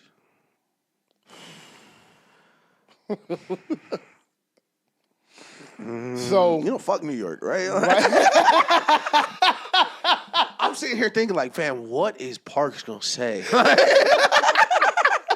You know what? I'm gonna go All Falls Down again. Slim Johnson. I'm going Hypnotize. Hypnotize is my favorite Biggie song. It's in my top 20 favorite rap songs ever. I love that song more than anything. Okay. It's one of the first songs, not first songs, but it's one of them songs I heard for the first time, and I had to learn every single word to it because I needed to know how to rap like that. I like this one because this I think this is his first appearance in this one so far. Murder Was the Case by Snoop. Snoop Dogg. 1995 versus The Art of Peer Pressure. Listen, home team niggas know where I'm going. Niggas know where I'm going. What you think, Rock? Hey, I'm going Murder Was the Case, bro. I saw Snoop Dogg perform that shit on that live port series they do. That motherfucker's so hard. Yeah. That song's so hard, bro. Yeah. That song's so hard. And I love The Art of Peer Pressure. I actually think The Art of Peer Pressure is one of the 10 best storyteller rap songs ever. Y'all see I keep ranking shit. If you ask me, yo, please tell me this nigga's not being serious. I'm being dead serious about all these numbers. I can name you everything I'm saying around this too. Like, I can name the other 10 songs. Like, I'm not joking about when I'm saying this. I like this one. I like this one because you got this one. 21 Questions by 50 Cent or Song Cry by Hove.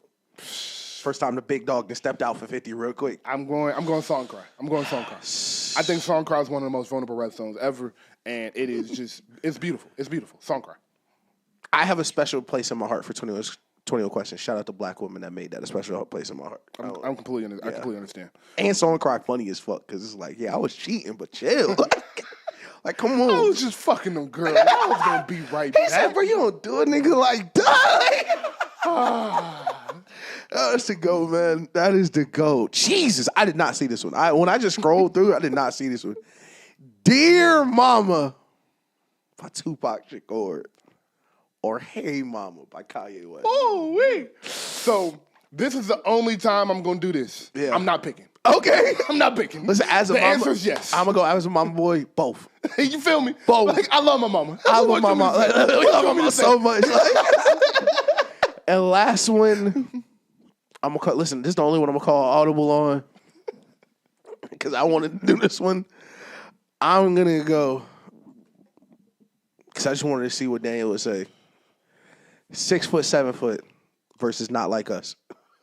Oh, I have to go Not Like Us. Not Like Us. Not Like Us might be the biggest rap song in history. That's a fact. I have to go Not Like Us. That's a fact. I do think Wayne rapped better on 6 foot, 7 foot, yeah. But Not Like Us, what that song did, Yeah. nah. Yeah, we was ready. We gotta clip that TikTok too. And I purposely, when I was going through, we was trying to create this, I purposely did not do Not Like Us and hit him up because we've been having that conversation for a year. 1000%. So I knew that was right there. I'm glad I didn't pick a lot of these because I would have had like that in here somewhere. I was trying to go through and do the features, but I was like, this is such a... But we can do this for 6 episodes. So I was like, we'll just jump back into this with the guests and throw in features. I think this is what we're gonna do because we tried to do this before, and I think where we are as a show right now is we're having the resources and the support from the fans, from y'all to do stuff that we wanted to do before. We try to give everyone like a March Madness style. Bring your favorite rapper, bring your favorite playlist, and we can do a versus. I think we're going to extend that invitation again out there for y'all niggas. So, Steve, I'm going to text you. We'll hit the chat. You can bring your Drake versus.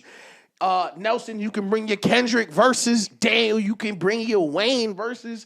We can get as many as we want, and we can really line them up. And, even if we don't do a full tournament, everybody, I feel like we can get a lot of different perspectives on this because I think that was the most impressive thing I thought from the actual versus series was, fam, it's a lot of fans who really have what they think would be like, oh yeah, nobody fucking with this. So. And you gotta go. I would say this: you don't just get the 20 songs. You gotta earn that. Yeah. Oh yeah. So, for sure. So the thing about me is, this me and Ish show, right? Yeah. We always getting special treatment. Facts. Kanye. Yeah. Wayne and whoever does the smart thing and grabs Hove. Yeah. You don't got a first round matchup. Yeah. Who the fuck Wayne going up? Wayne ain't no first round matchup. You crazy. Listen, I'm going to tell you. Ain't no first round matchup. Listen, I'm going to tell y'all niggas, listen, it'll be 4 first round buys. And it's crazy. I'm not going to pick EA because I'm going to pick who I think is going to win. That's my shit. I want to win. I'm picking Pharrell. Picking Pharrell. And I think the 4 first rounds, first 4. So are we doing producers too? I think if Kanye counts, you should do Pharrell. Oh, I don't think you can use Kanye's producer catalog in the verses. I think that is cheating. But, okay, so I think Pharrell got enough features. Like where he's actually vocally on the song. Oh, I think he may have just enough I think that was probably the biggest. We didn't really talk about this movie much, but like when I watched, I was like, man, Pharrell wasn't kind of just sending niggas beats. Like, Pharrell's like, yeah, I'm going to do the hook too. Like, I'm going to get on the song. So I think Pharrell has a lot of hits where it's like, damn, is that Pharrell in the background? Like, oh shit, that really is that nigga. So that's fair. That's fair. All right. That was fun. I'm glad we did that. Let us know in the comments who you think will win. Not necessarily the songs we picked, but between the 90s, 2000s, 2010s, who do you think will win the verses? I personally don't think it's a chance the 2000s lose, but I know a nigga from New York that grew up in the 90s is going to say you're out your fucking mind. So I respect that opinion. I'm going to say... Yeah, no. Niggas not losing. Listen, in this current format, no. Listen, and no disrespect to J. Cole, no disrespect, because we had Nas on here earlier. Yo, I was like, yo, we can't walk on air and say Nas is the fourth person. I said, there is somebody else we can pick from the 90s. I said, and it was between Snoop and X for me. It was between Snoop and X. Yeah. I'm gonna say the 2010s win. You're not, bro. They're not gonna win. For the podcast, I'm gonna say I know what we doing. Listen, gun to my head. You could do 40 songs. It's like when I be picking the Ravens to win the Super Bowl and shit. Like, they not doing that. That's the Chiefs' job. The 2000s team, you could split those niggas up, and they could go against different eras. Like, you could split up Wayne, Ye, and Hove, and put them against the 2010s. Like, and they might win. Like, that is what's so crazy. And I forget who brought this up on Hot 97, I think it was, where it was like, I would never do a versus Hove, but I do one versus 50. Mm-hmm. First of all, you shouldn't do neither. Both them niggas would smoke you. Yeah, good point. Like, they would smoke your boots off. Good, great point. But this was fun. I love these artists, man. This was just an appreciation of rap music and all that it is. I'm excited for this year in rap. We're getting out of this weird little funky period of no drops. I'm hoping soon. That was a wishful thing. I don't really know where this is coming from. Cardi Friday. We're just guessing. But Cardi. Yeah, so I don't know what's going on with rap. I'm not sure who's planning to drop this year other than Lil Wayne. That's like literally the only album that's been announced that's not coming out to June. Yeah. I don't know no other rap album that anybody has a actual plan. I think a lot of people are waiting on Cardi to drop. No funny. And I really believe that. For sure. Yeah. For sure a lot of people are waiting on Cardi to drop. Especially Spotify. And what they've been doing for 2 years. They just gonna keep on waiting. Playing. They just gonna keep on But this is what I really want to talk, because I wanted to shoot Cardi some bail. Because Cardi is technically an Atlanta nigga, so we got to be on his home team. But I think because he's had hits out that are still ringing off, he's kind of trying to wait till the wave is over. Because he had the Weeknd hit, and then before, people forget, like, before Kendrick threw Drake into a locker, Carnival was number one. So he was on that. So I think he's kind of just riding that wave for now. So, yeah. All right. Let's jump to Wiz while we're on music. I just want to give a shout out to Wiz, bro. We kind of did this real quick. Shout out to Wiz, man. Love rap. Yeah, didn't make the 2010s team, but so before I texted you about that, I was going to ask about a backpack versus, but I was like, nobody want to hear my Big Sean right now. Listen, I'd watch a Wale Wiz verse. I was like, all right, let's put 3 backpack. I was like, we can do Mac Miller, Meek, and Wale versus Big Sean. Like, so that's another one we can think about doing. Damn, Big Sean ruined it again. It's always somebody that's gonna ruin it when you get to 3-4 names.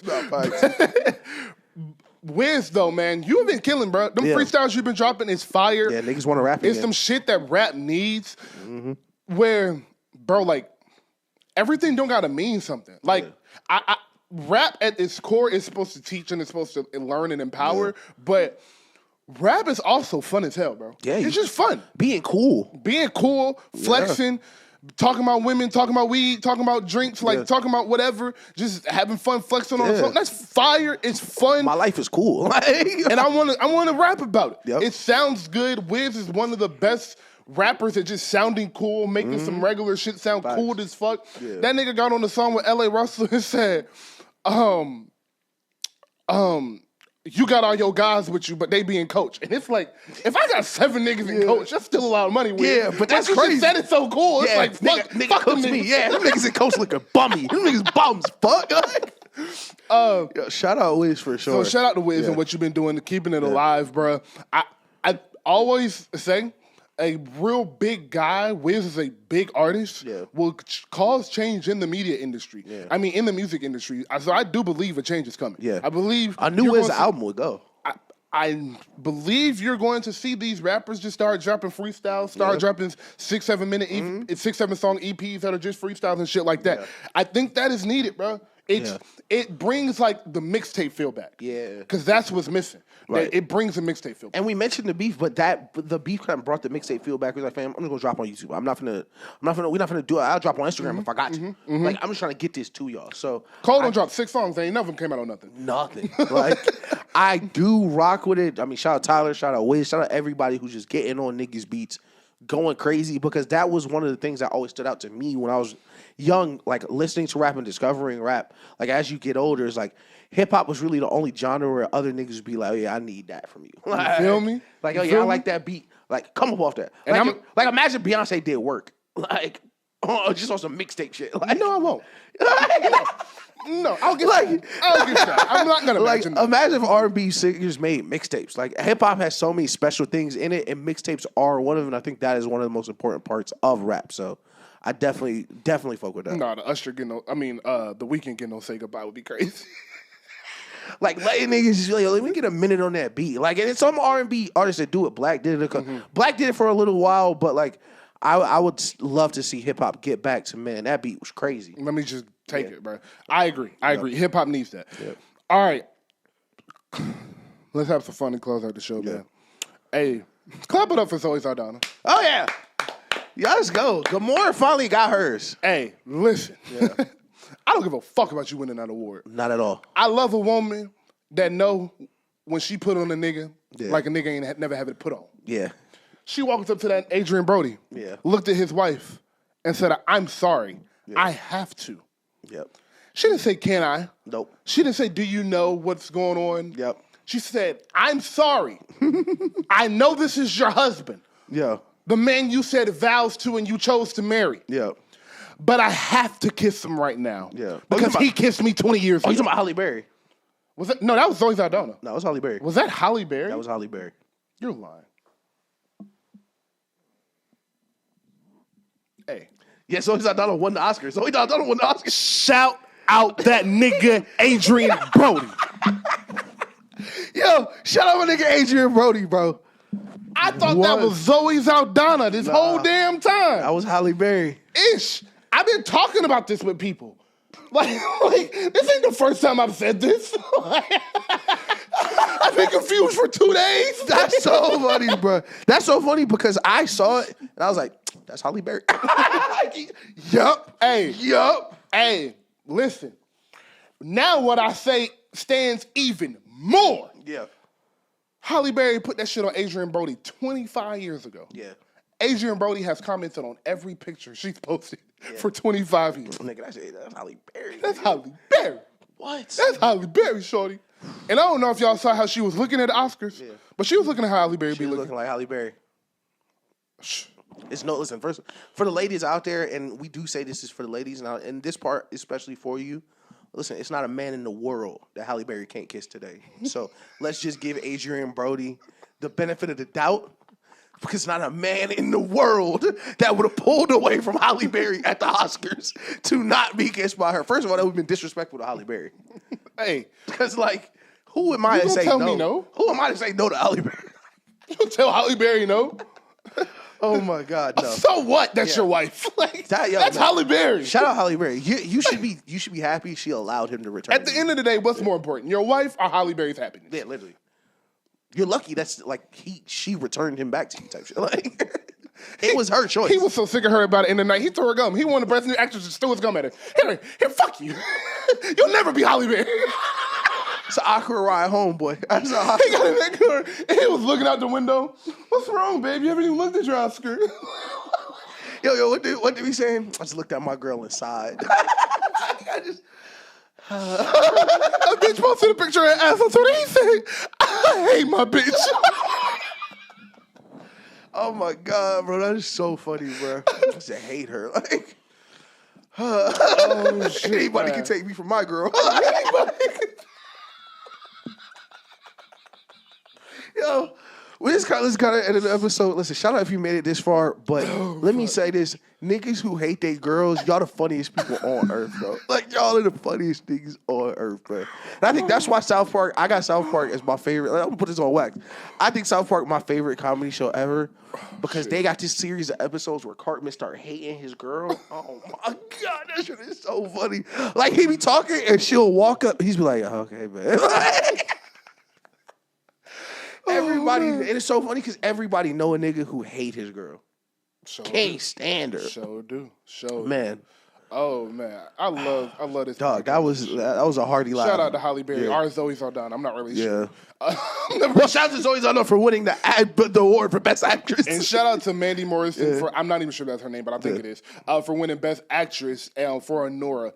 Okay. Honora was an indie film. It was phenomenal. I went to go see it off a whim, just saw it, and was like, hey, you want to go to the movies? We went. It's only like an hour and a half, hour and 45 minutes. It is phenomenal. It is about this rich Russian dude that is like high up in the Russian government, but his kid lives a rich, spoiled life, and he marries a sex worker, and like she believes it. It's phenomenal. It's hilarious. Yeah. It's entertaining. It is just a good movie. That's fire. Should it have won Best Picture? I ain't gonna lie, this was the first Oscars. I was kind of like, I don't know. Listen, I won't speak ill of Ariana Grande on here, but did not win the award, unfortunately. She shouldn't have. Yeah. She shouldn't have won that award. I think Elphaba had a chance of winning Best Actress. She was deserving of that, but Ariana, the people she was just up against, she shouldn't have won. Zoe Saldana. They killed the performance at the beginning, though. That's a fact. They are incredible. I was about to try to say her name, but I'm just not. You know what? I'm gonna say this also. I'm pro musical. I want that on wax. Me too. I'm pro musical. I liked Wonka a lot. Me too. You know. As we get to the end of the show, let's talk about some TV. Did you not tell you I finished The Penguin? No, tell me. Yeah, I finished The Penguin mad long ago, and I thought I told you. That shit was crazy, right? So, The Penguin right now is the best short series I've ever seen. Yeah. It's that good. 10 episodes. Yeah, it's that good. Was incredible. Listen, spoiler alert. Listen, we're 2 hours into the episode. Spoiler alert. That shit right has been over. It's a spoiler alert. For sure. But that last episode, heartbreaking. Like, oh yeah, this nigga's really a villain. Like, oh yeah, he is a villain. I want crazy. Batman to kick this nigga through a window. We're trying to sympathize with him. Yeah. But no, nigga, I'm crazy. Yeah, he's ridiculous. Like, that's a nigga I would be fine Batman throwing off an interstate. Bruh. Like, yeah. Bruh. But Colin Farrell. Yeah. 1,000. One of the best, I'm telling you, one of the best acting performances I've ever seen. He should win the Emmys next year. Yeah, one time. Yeah. No new season. Let's bring another. He should just win it again. Bro, I pray they bring it back. If they're not going to bring it back, I hope this will be incorporated into one of the movies. And you could tell it kind of would be, with the end being the Batman logo. But Sophia Falcone, the Penguin, all of it, just pure, absolute masterpiece. Absolute masterpiece of a show, man. Acting masterclass from every single person on that club. Intense. Felt the intensity. So, the best thing about women is that they're women. Yeah. You know what I mean? Yeah. Like, if you know what I mean, you know what I mean. Yeah. And women be soft and they be girls and you love it. And that's what you love about them. Yep. So after we watch shows like that at night, Taylor got to go watch Modern Family before she after every episode. You just got to cleanse the palate, bro. You just got to cleanse the palate. She just got to sit up in bed and watch 10 minutes of Modern Family and get that shit off her. Like, everything's okay. That shit is intense. I was watching that shit is intense, bro. I'm like, is he finna cut? Did they finna cut this bitch finger off? Dog. Like, what? Dog. And then that's how I knew the show was written well.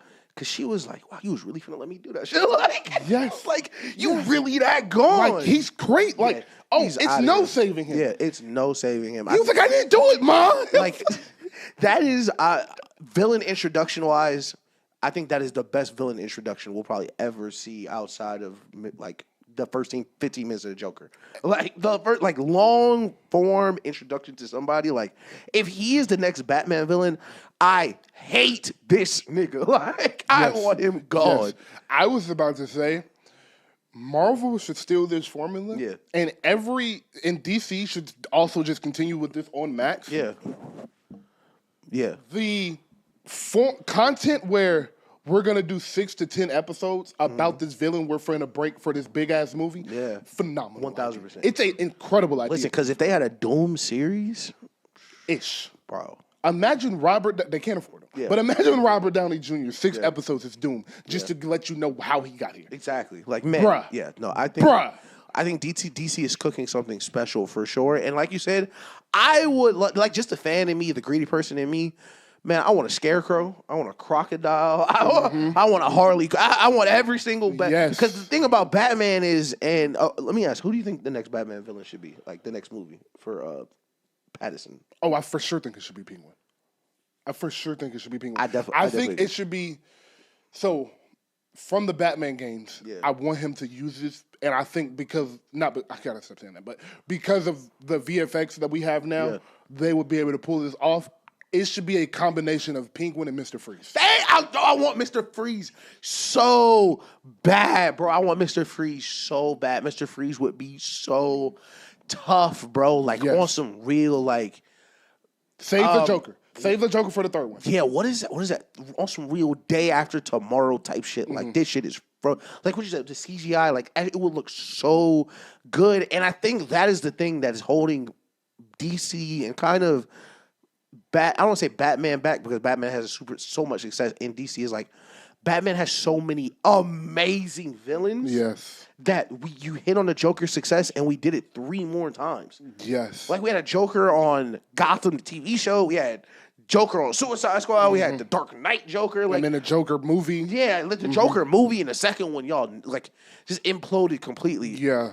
I think it's time to give Joker a break. Mr. Freeze Penguin would be 10 out of 10. Because the movie's coming out next year, 26. So the third one's going to come out in like 2030, 2029. Save the Joker for the third one. That would have been about a solid 10 to 12 years without anyone seeing the Joker. You can get a new actor to come in and play him, someone that not everybody knows. Right. Like, that would be amazing. I think Mr. Freeze and Colin Farrell's Penguin, you can write an amazing movie because the first Batman, I've been meaning to rewatch it. The movie's good. It's some parts I don't love, and I think it's a little overrated. If you call it better than a Dark Knight, shut the fuck up. But listen, that collection of Twitter hate me. Those niggas hate me. They hate me too. They just don't know it. Yeah.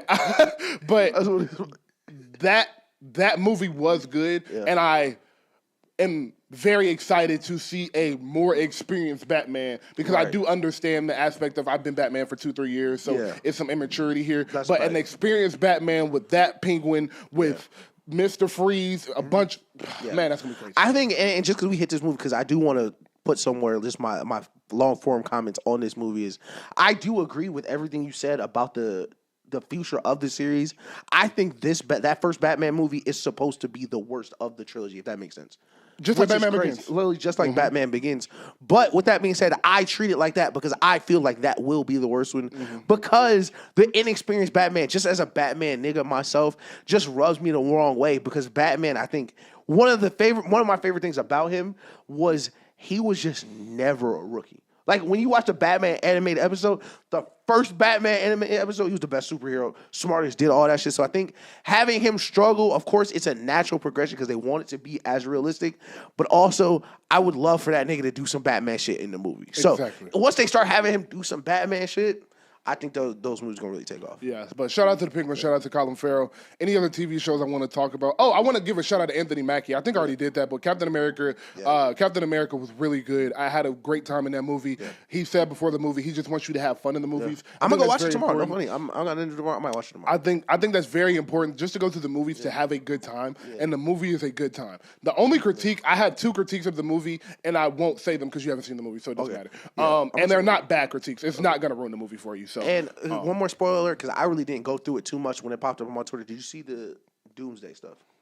Oh, hell no. Won't go through Won't talk about it. No. I even saw the my boy Voss from New Rockstars. Yeah. I saw his video on my For You page on YouTube. Like, they leaked what? And I was like, no. Because I told you, I got the Captain America getting the hammer got leaked for me. Yeah. Because you remember me. I was in deep with Marvel. Listen, niggas who weren't there for that Infinity War ending, y'all don't get it, bro. Like, that was a part of my day, was watching some Marvel shit from one of my guys. Niggas would get together and be like, so how we gonna do it? Like, how is it gonna happen? What's the plan? Dead ass. So I went to I was doing my usual YouTube shit, and it was like not so spoilers. Yeah. If you want them, and I clicked on the video. And I said, no, I shouldn't. but I scrolled and looked at a comment. And I saw Professor Hulk and I saw Captain America gets Mjolnir, and I was like, "Fuck!" That's and crazy. I backed out. I had no clue that was coming. Yeah, no, I am anti-spoiler across the board. Yeah, like it's the worst thing. I will say I saw these spoilers, but I'm not like up on what was going. Like I literally saw it on a thumb flick, like just scrolling up. Like I ain't like go deep into it, so I didn't really know what was going on anyway. So and Joey Bosa has been released by the Chargers. Future Patriot. Future something. I don't know how this connected to me wanting to say this, but I want to say this. We need to start treating A$AP Rocky better. And I think the reason I believe this is because as all great podcast topics start, I was writing this tweet where it's like, man, niggas be like, man, New York music been down forever, and then we just shit on A$AP Rocky relentlessly, like for months on end, because he got one bad album. Like A$AP Rocky discography outside of testing, super solid. Like, yeah. I feel like we need to ease up on A$AP, get that nigga the benefit of the doubt, because whether you like it or not, Joe Budden, y'all need him. And he bagged Rihanna. And he bagged Rihanna. And he bagged everything else gravy. Not only did he bag Rihanna, that's a family. That's a family. That's a family. Yeah. That's a family. Hey, Bron. Hey, Steph. Keep the family away. We're in there, man. Yeah, and listen here. For you niggas who asking who's still listening to Meet the Grams, me. I'm still listening to Meet the Grams every day. I get up and spend that shit one good time. Listen to that shit. Make sure I just appreciate every single moment, because I can't believe this is the timeline we ended up on. Me either. Still to the day I can't. This has been episode 108. We have covered a plethora of topics. We thank you for sending through this with us. I want to say I see the viewership going up for us. I want to really extend my gratitude. Like, facts. This is the most important thing in my life. Like, I love this shit. Me and Ish text every day about this shit. Just spin new ideas. And the thing about me and Ish is like, it's not even about completing the idea this moment, this show, this week. Right. It's just about getting the idea out there and letting it be in the atmosphere and shit like that. Just seeing it and manifesting it and seeing the idea come to fruition. So this means a lot to me. This means a lot to Ish. We work very, very hard on this. Facts. We spend a lot of time on this. So every view, every comment, every like, every repost really, really does matter. Every subscription. 500 subscribers is crazy. I remember looking at that at the top of last year, and we have 42 subscribers. Yeah. So, like, it means crazy. A lot. It means a lot. Yeah. And I want to really sincerely say that. So this has been episode 108. We are the show about nothing. That's the greatest. That's DJ Ish. I am Drock. Shouts to rock stars. Y'all, thank you. Y'all have a beautiful evening, a beautiful day. You can love us. You can hate us. I just hope you pay us.